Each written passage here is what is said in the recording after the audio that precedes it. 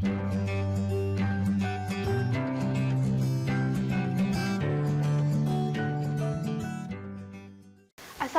warahmatullahi wabarakatuh. Kita berjumpa lagi untuk membahas materi biologi kelas 12 bersama saya Agif Airunisa.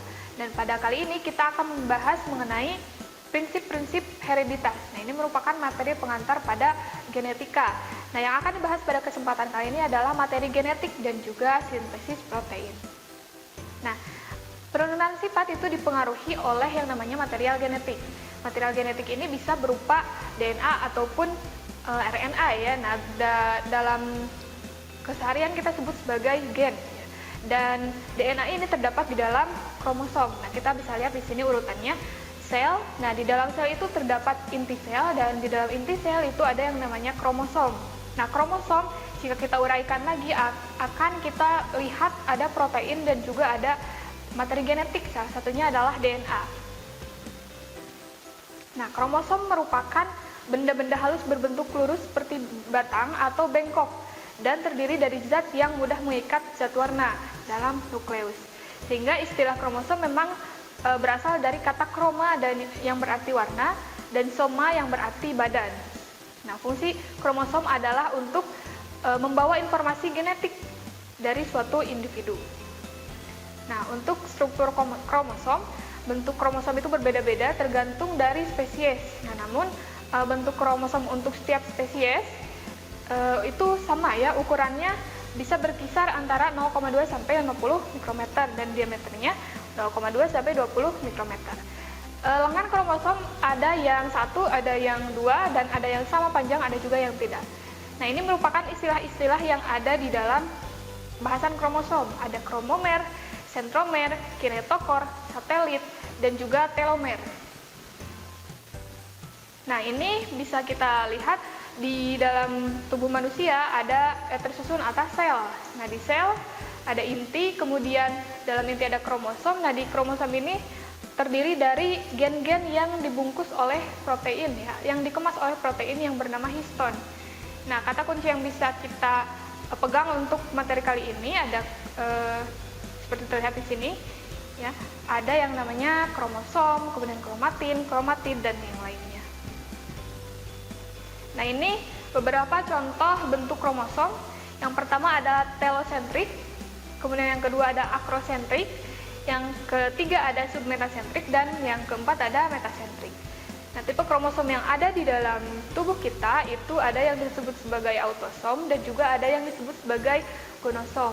Autosom merupakan kromosom pembentuk sel-sel tubuh ya, yang ada di dalam sel-sel tubuh maksudnya. Nah, memiliki jumlah 2N atau diploid, sedangkan gonosom atau kromosom seks itu hanya 1N atau diploid ya. Nah, untuk jumlahnya biasanya 2N kurangi 2 dan untuk yang tadi yang gonosom itu 2N. Nah, selanjutnya ada yang disebut sebagai kariotip kromosom ya. Ada kariotip kromosom. Nah, kariotipe ini merupakan pengaturan kromosom standar berdasarkan panjang, jumlah, serta bentuknya. Sehingga bisa kita dapatkan golongan seperti ini ya, ada nomor-nomornya. Nah, jumlah kromosom menurut ahli yang bernama Benden dan Boveri itu pada setiap spesies itu berbeda-beda. Namun, untuk setiap spesies yang sama itu tidak akan pernah berubah jumlahnya, kecuali mengalami kelainan gitu ya. Nah, untuk jumlah kromosom sel gamet itu selalu separuh atau setengahnya dari sel tubuh. Jika misalnya sel kromosom untuk autosom itu ada 46, maka untuk kromosom sel gamet itu ada separuhnya atau 23. Nah, jumlah kromosom sel tubuh diploid, sedangkan untuk yang sel gamet itu haploid. Nah, selanjutnya ada yang disebut sebagai gen. Nah, kita harus bisa membedakan apa itu gen dan apa itu DNA ataupun RNA. Nah, gen ini adalah segmen DNA yang di dalam kromosom membawa informasi genetik untuk karakter tertentu. Misal, gen untuk rambut berwarna hitam. Nah, itu adalah suatu gen yang terdiri dari segmen-segmen DNA atau jadi terdiri dari beberapa DNA ya di sana. Nah, untuk lokus adalah istilah untuk letak gen tertentu pada sebuah kromosom. Nah, kemudian alel atau pasangan gen adalah variasi alternatif gen yang menjelaskan adanya variasi pada pewarisan suatu sifat. Nah, kemudian kumpulan gen-gen yang mengandung total informasi genetik yang disimpan di dalam DNA suatu sel, nah itu yang disebut sebagai genom. Nah, fungsi gen ini adalah untuk mengatur perkembangan dan metabolisme individu serta menyampaikan informasi genetik. Nah, selanjutnya ada yang disebut sebagai DNA atau deoksiribonucleic acid. Nah, strukturnya berupa double helix atau seperti dua tangga ya, tangga dua seperti itu. Nah, ini disampaikan oleh Watson dan Crick. Molekul DNA ini seperti tangga tali berpilin dengan ibu tangga yang terdiri dari gula berupa deoksiribosa dan juga gugus fosfat. Sedangkan anak tangganya itu terdiri dari pasangan basa-basa nitrogen yang dihubungkan oleh ikatan hidrogen yang lemah. Nah, ini ya susunannya. Ada gula berupa deoksiribosa atau gula pentosa, kemudian terdiri dari basa nitrogen. Nah, basa nitrogennya ada yang berupa purin dan ada yang berupa pirimidin. Nah, untuk purin dan pirimidin ini selalu berpasangan. Nah, untuk pada purin ada adenin dan guanin, pada pirimidin ada sitosin dan timin. Nah, pasangannya adalah A dengan T dan S atau sitosin atau C itu berpasangan juga dengan G. Yang ketiga ada yang disebut gugus fosfat. Nah, ini adalah gambar untuk DNA ya. Nah, kalau kita sederhanakan gambarnya seperti ini. Yang pertama ini yang berbentuk segi 5 ini adalah gula deoksiribosa ya, atau ya gula pentosa tadi. Kemudian ada gugus fosfat yang biasanya dibentuk atau digambar dalam bentuk bulat. Selanjutnya ada basa nitrogen yang ditunjukkan di sana adalah timin ya, dan juga ada ikatan hidrogen yang menghubungkan antara sitosin dan guanin dan berupa ikatan hidrogen yang lemah. Nah, bisa dilihat di sana ya. Satu gula dengan satu basa nitrogen itu disebut sebagai satu nukleosida. Sedangkan gabungan dari nukleosida dengan gugus fosfat itu disebut sebagai nukleotida. Nah, ada suatu ketentuan yang disebut sebagai ketentuan Chargaff yang menyatakan bahwa basa nitrogen dalam nukleotida itu tidak selalu berjumlah sama dan persentasenya berbeda antara satu spesies dengan spesies lainnya. Tapi adenin dengan timin itu akan selalu setara jumlahnya ya, akan selalu sama, dan juga guanin dengan sitosin itu juga selalu punya jumlah yang sama dalam setiap molekul DNA, sehingga keduanya dipasangkan gitu ya. Nah, untuk pengemasan DNA seperti tadi kita lihat di awal ya, pada kromosom DNA ini dikemas oleh yang namanya protein berupa histon. Nah, satu gugus atau satu kelompok yang terbungkus oleh histon itu disebut sebagai nukleosom, ukurannya sekitar 10 nanometer. Nah, selanjutnya DNA tersebut akan mengalami penggandaan gitu ya, atau biasa kita sebut sebagai replikasi. Nah, terjadi di dalam nukleus pada fase interfase. Nanti kita akan belajar mengenai siklus-siklus sel dan salah satunya adalah interfase atau fase persiapan. Nah, di sana terjadi replikasi DNA. DNA-nya diganda-gandakan dulu sebelum sel tersebut membelah. Nah, enzim yang dibutuhkan dalam proses replikasi ada beberapa. Di antaranya adalah helikase yang membuka rantai ganda DNA. Tadi kan DNA 2 ya, bukan 2, ganda ya. Si tangganya 2 kemudian dipisahkan oleh helikase sehingga nanti akan terpisah menjadi masing-masing punya satu anak tangga. Polimerase berfungsi untuk menggabungkan deoksiribonukleosida trifosfat. Ada juga ligase yang untuk menyambungkan bagian-bagian DNA lama dengan DNA yang baru. Nah, pada replikasi ini berlaku atau pernah muncul beberapa teori. Nah, yang pertama adalah teori konservatif. Jadi satu DNA itu mengganda dan menghasilkan satu anakan yang baru ya, Kemudian kalau yang kedua tipe dispersif. Nah, kalau yang ini masing-masing satu anak tangga itu akan berpasangan dengan anak tangga yang hasil replikasinya. Sedangkan yang paling diterima yang saat ini digunakan adalah semi konservatif.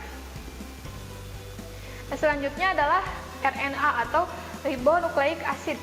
Nah, RNA ini merupakan salah satu penyalur informasi genetik juga, namun berbeda strukturnya dengan DNA. Nah, ada 3 jenis RNA. Yang pertama adalah RNA-D. Nah, fungsinya adalah untuk membawa kode genetik ke ribosom. Sedangkan yang kedua adalah RNA-R atau RNA ribosom. Fungsinya adalah sebagai pembentuk ribosom ya, komponen utamanya ribosom.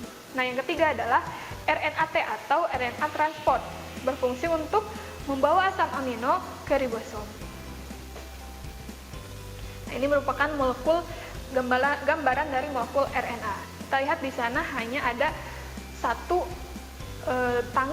tangga, ada fosfat, ada gula, dan juga ada basa nitrogen. Basa nitrogennya ada purinnya berupa adenin dan guanin, sedangkan pirimidinnya sitosin dan urasil. Sedangkan tadi pada DNA, pirimidinnya itu adalah sitosin dengan timin. Nah, berikut perbedaan antara DNA dan RNA ya.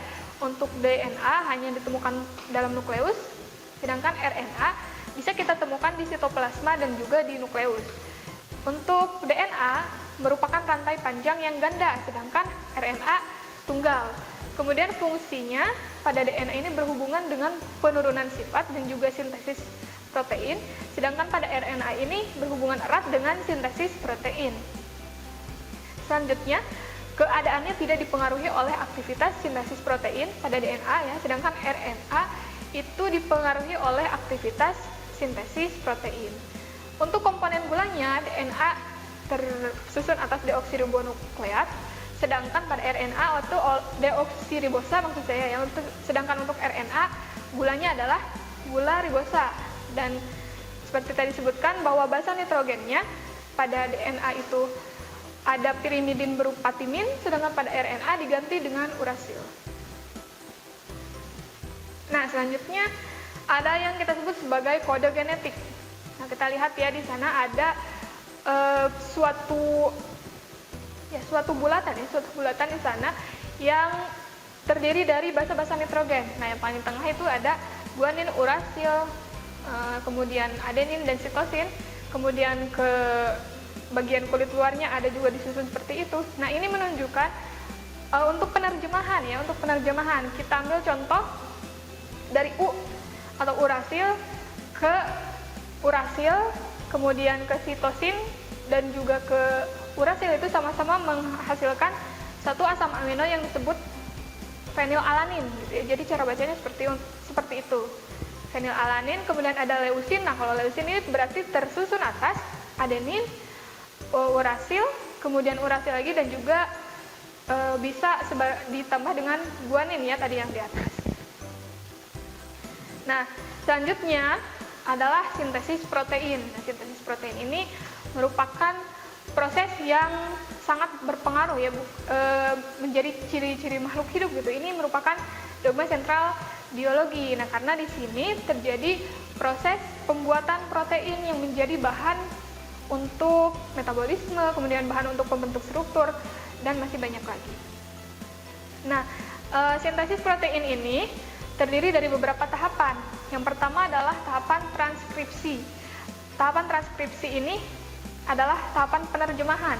Ya, kita bisa lihat di transkripsi itu ada fase inisiasi. Nah, yang pertama ya di sampingnya, ada di gambar di samping, ada fase inisiasi. Nah, inisiasi ini diawali dengan adanya itu di bagian promoter ada DNA yang tidak terikat ya, jadi ada perjalanan untuk suatu RNA masuk ke sana. Kemudian setelah terjadi inisiasi itu ada proses elongasi atau pemanjangan rantai RNA yang dibuatnya.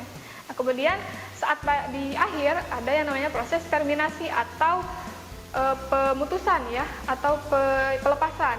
Nah, hasil lengkap transkripsi RNA itu berupa rantai RNA yang punya ujung 5 dan juga punya ujung 3, dan akan bisa ke tahap selanjutnya. Nah, selanjutnya ini ada translasi. Tadi setelah ditranskripsi, kemudian si RNA duta ini akan keluar dari nukleus menuju ribosom di sini. Nah, translasi ini adalah untuk penerjemahan. Ya, untuk diterjemahkan kode-kode tadi yang telah salin kemudian diterjemahkan di sini ya oleh suatu mesin yang disebut sebagai ribosom. Nah, ribosom ini ada unit besar dan unit kecil, dan RNA ada di antara keduanya gitu. Nah, saat RNA berjalan di sana akan terjadi penerjemahan. Misal itu ada A ya, ada adenin ketiganya, maka akan membentuk apa gitu. Kemudian ini akan terus menjadi rantai. Nah, ini disebut sebagai polipeptida. Nah, si polipeptida yang terdiri dari asam amino ini nantinya akan membentuk protein ya. Nah, untuk secara lebih lengkapnya translasi ini juga diawali oleh yang namanya inisiasi. Nah, saat inisiasi terjadi penempelan atau metionin ya. Metionin ini sebagai inisiator gitu, yang pertama kali mengawali penerjemahan untuk setiap asam amino itu adalah metionin. Kemudian yang kita sebut sebagai start codon ini ya. Kemudian akan ke tahap selanjutnya, ada elongasi atau pemanjangan. Jadi setelah tadi ada inisiasi, kemudian akan berjalan terus rantainya dan akan diterjemahkan ke atas membentuk polipeptida ya, akan membentuk polipeptida yang akan terputus saat ada kode yang bisa menghentikannya gitu. Nah, selanjutnya ada yang disebut sebagai terminasi translasi. Nah, disinilah kalau misalnya suatu kode sudah diselesaikan dengan selesai ya, maka akan ada codon stop. Kalau tadi codon start itu berupa metionin, nah kalau codon stop ini dihasilkan oleh UAG, UAA, dan UGA. Nah, sehingga setelah ada kode tersebut, maka si rantai polipeptida ini akan terlepas bebas menjadi rantai polipeptida gitu ya. Nah, nantinya juga akan diproses. Selanjutnya, nah tadi setelah terjadi proses terminasi ya, si protein ini kemudian akan diproses lagi, kita kan tadi sudah keluar ya dari ribosom, diproses ke dalam ada yang ke badan Golgi, kemudian ada yang ke mana ya, kemudian menjadi vesikel, menjadi kantong tertentu yang bisa disimpan di dalam sel atau bisa dikeluarkan keluar sel menjadi protein yang fungsional. Nah, selanjutnya kita bisa lihat di sini anatomi ribosom yang membuat RNA bisa ditranslasikan. Nah, ada yang disebut sebagai subunit besar. Nah, subunit besar ini terletak di atas, sedangkan ribosom subunit kecil itu yang di bawah biasanya ya. Selanjutnya ada tempat keluar, ada tempat pengikatan. Nah, ini ada di subunit besar. Kemudian untuk perjalanan RNA ya, di sana juga dihimpit oleh keduanya. Asam amino selanjutnya akan ditambahkan pada ujung rantai polipeptida RNA transport. Nah, sekian saja untuk bahasan dari bagian genetika yang pertama, yaitu mengenai materi genetik dan juga sintesis protein. Semoga bermanfaat. Wassalamualaikum warahmatullahi wabarakatuh. Kunjungi sosial media lainnya seperti website kami di pkbmalkata.com, Facebook PKB Malkata Manunjaya, Instagram PKB Malkata _official, dan terima kasih telah klik video ini. Jangan lupa like, comment, share, and subscribe untuk menunjukkan dukungan kamu terhadap channel ini. Enjoy the video, PKB Malkata.